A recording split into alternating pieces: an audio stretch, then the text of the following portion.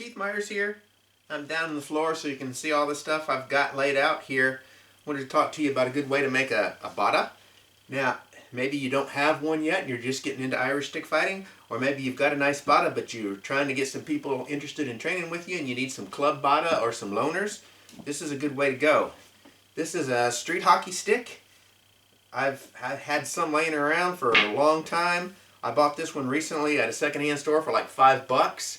Your kids might have some. You might look for them in the used sporting goods places. Heck, you could use this, maybe trim the plastic a little bit, and have kind of a version of the old-fashioned hurley stick or a shinty stick and use it that way. But better to pop that off of there, and then you've got a 36-inch hardwood stick. This has got to be either ash or hickory. So it's a good stout stick to begin with. And of course it's got that squared profile. It's not round like a cane. So this alone would make a good stick to use, a good training Bata. But we want to simulate that knob. So what you do is you just take a tennis ball and you pop it on the end, and you can even put it at a bit of an angle, right? So it kind of simulates a knob better. And then you get this this colored duct tape that they've been using for crafts and all kinds of stuff in recent years.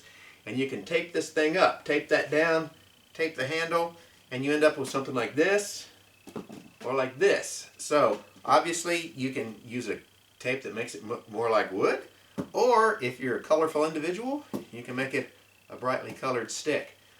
This one, I used a little bigger rubber ball, and it's a little bit heavier, makes the top heavy, but some people like that because it really packs a big wallop.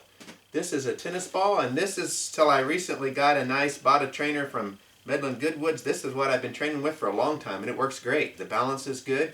It puts just enough weight at the end to give it that weighted effect that you know you've got the ball in this way. Works great.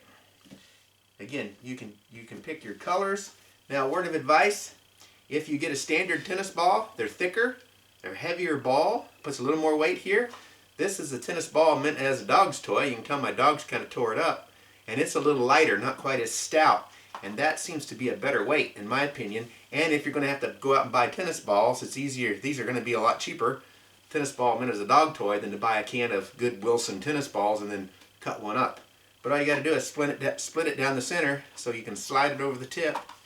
And then off-center it a little bit and start taping away. And you've got a good training Bata for yourself or as a loaner to get people to work out with you. So I hope that helps.